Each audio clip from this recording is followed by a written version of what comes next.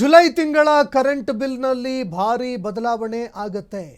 July ತಿಂಗಳಲ್ಲಿ ನಿಮ್ಮ ಮನೆಗೆ ಮೀಟರ್ ರೀಡರೇ ಬರೋದಿಲ್ಲ. ವಿದ್ಯುತ್ ಗ್ರಾಹಕರಿಗೆ ಜುಲೈನಲ್ಲಿ ಕರೆಂಟ್ ಬಿಲ್ಲೇ ಬರೋದಿಲ್ಲ.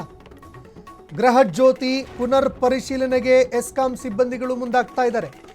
ಹೀಗಾಗಿ ಈ ತಿಂಗಳು ವಿದ್ಯುತ್ ಗ್ರಾಹಕರಿಗೆ ಮಾಮೂಲಿ ಬಿಲ್ಗಳು ಸಿಗೋದಿಲ್ಲ. ಜುಲೈನಲ್ಲಿ 3 ತಿಂಗಳ ಸರಾಸರಿ ಆಧಾರದ ಮೇಲೆ ವಿದ್ಯುತ್ ಬಿಲ್ಲನ್ನು ನೀಡಲಾಗುತ್ತೆ. ಜುಲೈನಲ್ಲಿ ಕರೆಂಟ್ ಬಿಲ್ ನೀಡುವ ಬದಲು ಆ ಒಂದು ಪದ್ಧತಿ ಏನಿದೆ ಅದನ್ನು ಬೆಸ್ಕಾಂ ಅಧಿಕಾರಿಗಳು ಬದಲಾವಣೆ ಮಾಡಿದ್ದಾರೆ. ಜುಲೈ 1ರಿಂದ ಗೃಹಜ್ಯೋತಿ ಯೋಜನೆಗೆ ಪರಿಷ್ಕರಣೆ ಕಾರ್ಯ ನಡೆಯುತ್ತೆ.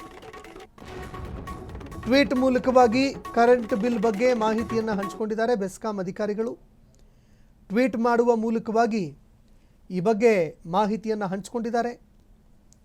ಪರಿಷ್ಕರಣೆಗೆ ಮುಂದಾಗ್ತಾ ಇದ್ದೀವಿ, ಹೀಗಾಗಿ ಬಿಲ್ ಬರೋದಿಲ್ಲ ಅನ್ನುವಂತಹ ಮಾಹಿತಿಯನ್ನು ಬೆಸ್ಕಾಂ ಇಲಾಖೆ ಕೊಟ್ಟಿದೆ. ಈಗ